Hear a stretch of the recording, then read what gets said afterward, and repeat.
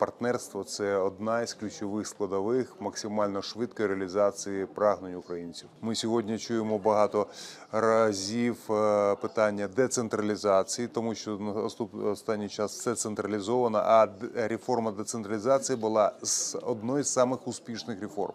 Нам потрібно її продовжувати. Нам потрібно втілювати багато напрямків, які зможуть нас привести до стандартів життя, до європейських принципів. Якщо ми, українці, хочемо жити в Європейському Союзі, нам потрібні ключові правила, які задекларовані в всіх європейських країнах. І ми повинні реалізовувати, досконалювати наше законодавство, приводити до європейських стандартів. Нам потрібно ключові умови. Сьогодні ми говоримо про відбудову України, але відбудова України в першу чергу – це реформи, які ми повинні реалізувати. І без наших партнерів це буде дуже тяжко зробити.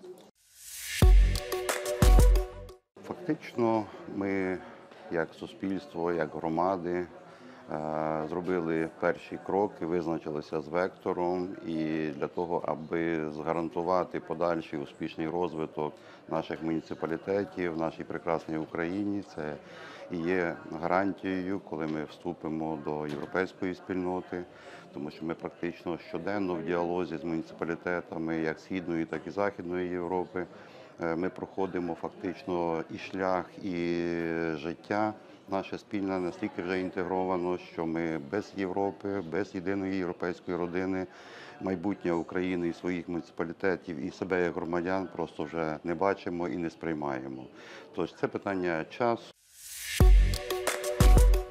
Звичайно, що ми очікуємо можливостей економічних і правил участі у України в європейських ринках, збуту нашої продукції, доступу до європейських ринків, послуг та товарів, а також впровадження європейських норм у виробництві цих товарів та послуг на території України. Ну і загалом головне – це поліпшення рівня життя середньостатистичного українця при вступі України в ЄС. Що стосується НАТО, сьогодні Україна демонструє свій характер і свою силу.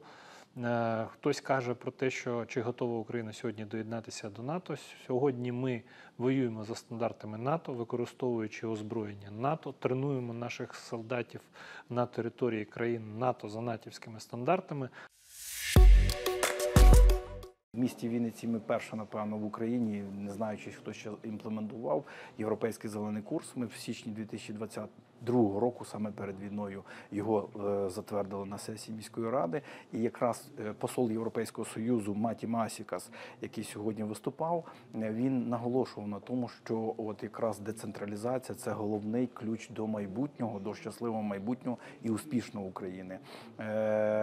Якраз в рамках цього потрібно розвиватися.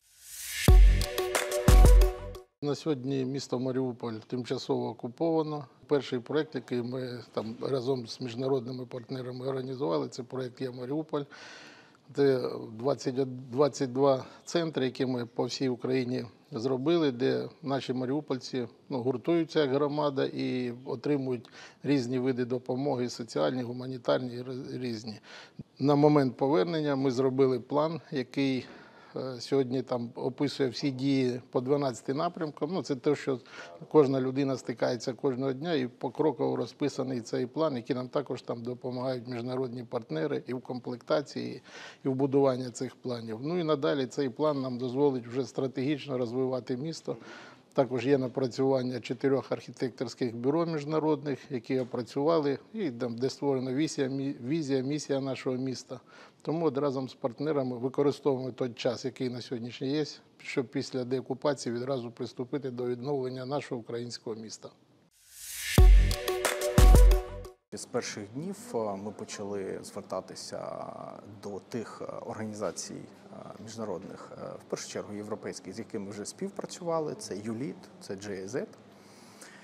Вони найпершими надавали допомогу, потім з'являлися багато різних організацій, які є напрямками розвитку ООН. Проліска, є такий великий фонд, фонд народонаселення, міграції, МОМ і так далі, так далі. Їх там дуже багато. Різні абсолютно інші міжнародні також благодійні фонди, організації надавали предметну фінансову допомогу.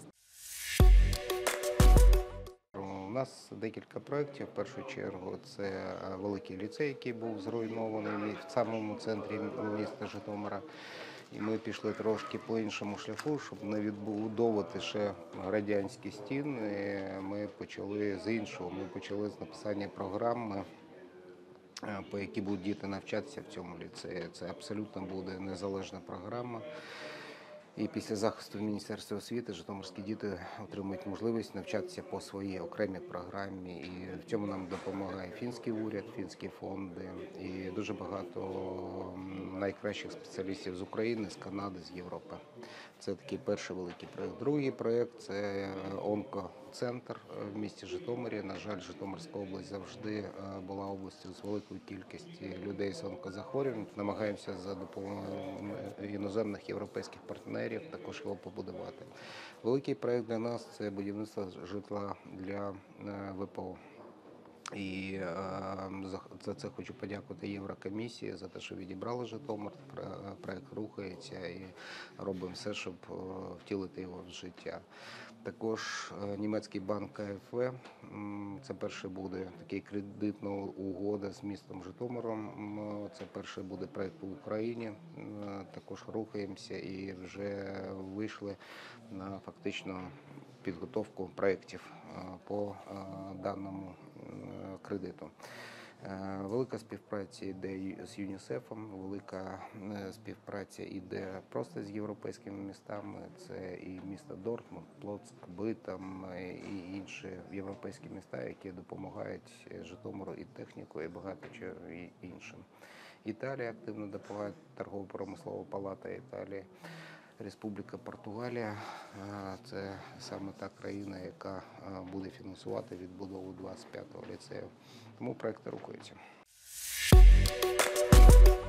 Є громади, побратими з містом Запоріжжя, є громади Німеччини, Франції, тому ми будемо ці відносини розвивати і користатися цими відносинами для того, щоб швидше інтегруватись і взяти той опит, котрий проходили громади побратим.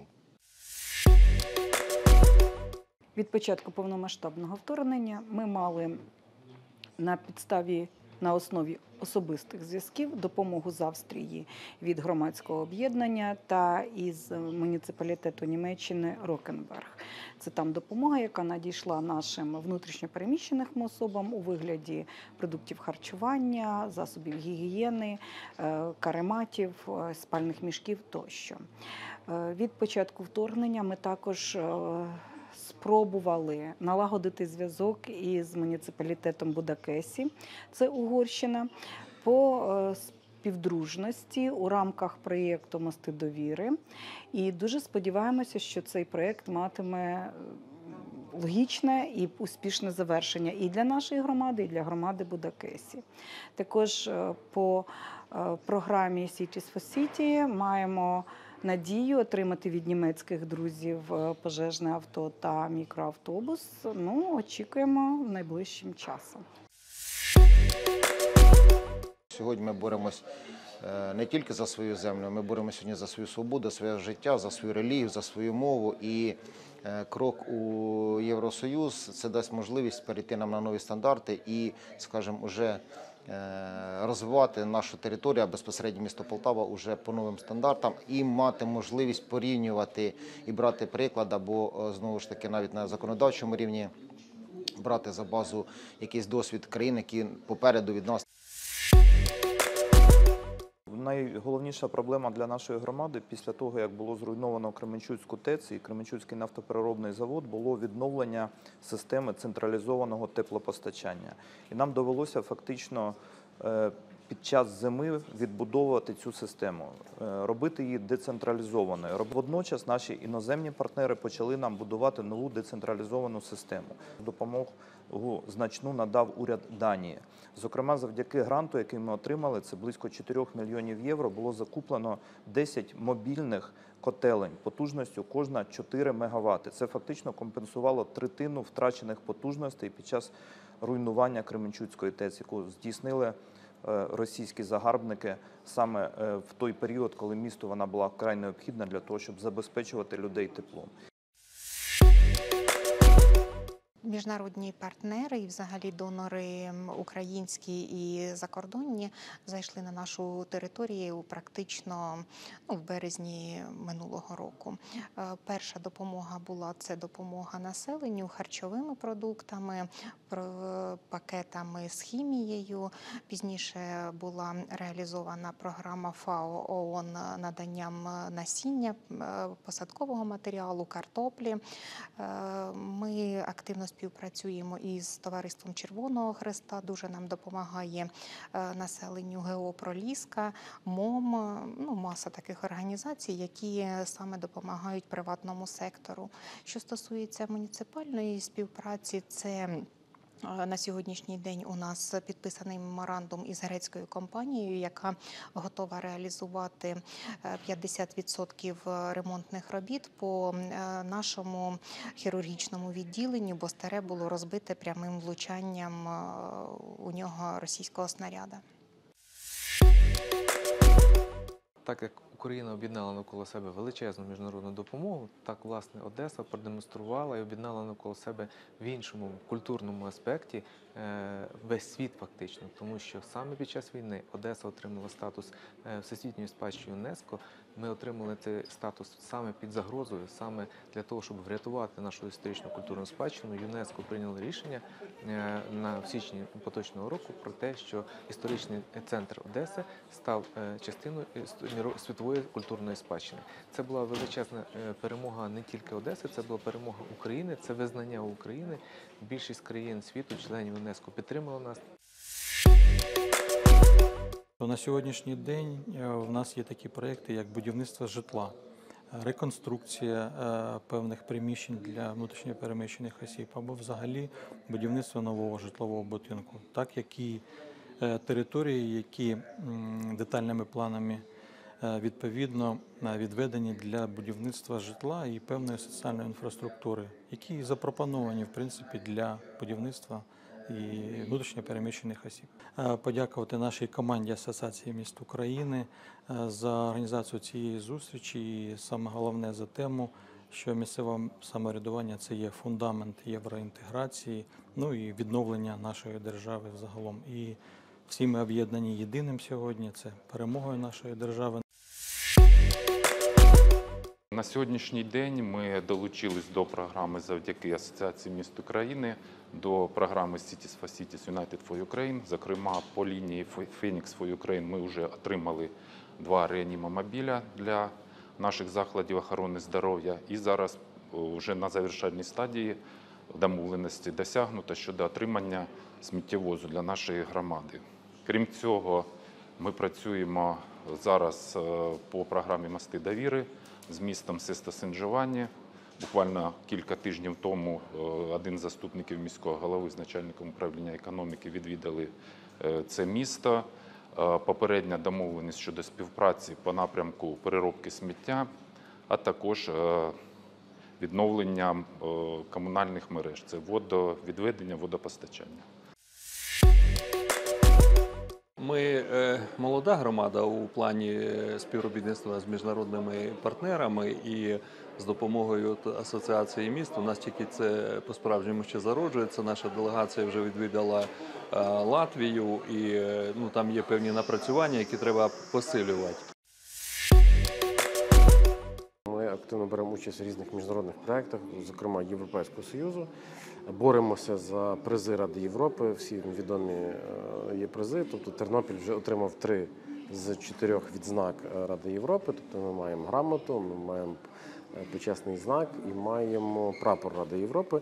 Фактично нас залишилося ще тільки отримати почесний приз, і всі відзнаки Ради Європи Тернопіль вже буде мати. Тому працюємо над цим. Активно розбудовуємо нашу міжнародну комунікацію. Зараз Тернопіль має 29 міст-побратимів, міст-партнерів, з якими тісні стосунки. Це 11 країн Європи і світу. І, власне, після 24 лютого це партнерство, ця мережа партнерств дала певний свій фідбек і позитив, тому що через Тернопіль є десь логістичним центром західної частини України, і через Тернопіль дуже багато перейшло людей, які втікали від війни, тобто які залишалися там в Тернополі. Ми запровадили такий проект «Партнери для партнерів», тобто ми вийшли з пропозицією до наших міст-партнерів про те, щоб вони звернулися до своїх партнерських міст з інших країн. Фактично ми таку побудували піраміду допомоги, тому що ми розуміли, що наше, там, наприклад, місто-партнер Хожув, воно має якісь певні свої обмежені ресурси. Так? Це місто Хожув нам в першу чергу допомогло, а потім підключили в свої інші міста, які включилися в цю допомогу України. По-перше, це було як промоція чи, скажімо, донесення канал комунікації про те, що відбувається в Україні, тому що не всі у світі знали, що відбувається, чому відбувається війна, хто на кого напав. А, власне, ця мережа комунікаційна допомогла нам донести в першу чергу правду і інформацію про те, що відбувається в Україні, а по-друге, отримати допомогу від цих країн для нас.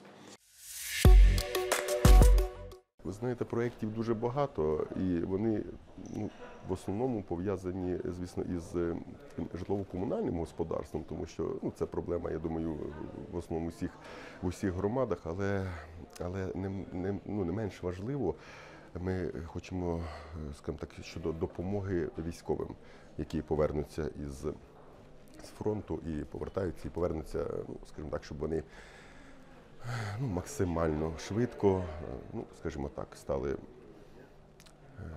психічно здорові, скажімо так, адаптувалися до мирного життя. Міжнародні партнери взагалі з нами з самого початку війни, тому що місто Запоріжжя стало першим містом, яке приймало переселенців з Маріуполя. Тому одразу підключилися всі міжнародні партнери, бо у нас не було ні досвіду для того, щоб приймати, але за тиждень ми сформували великий хаб, де ми приймали наших переселенців, і в тому числі всі великі міжнародні партнери підключилися для того, щоб ми могли якісно це зробити. І це і евакуація населення з цього напрямку, і також прийом наших співмешканців в місті Запоріжжя. По-перше, це була надана і гуманітарна допомога, це надані були і продукти харчування, це наданий був і одяг, це була і психологічна допомога, дуже важлива, цей простір психологічної допомоги, а також медикаментозна допомога.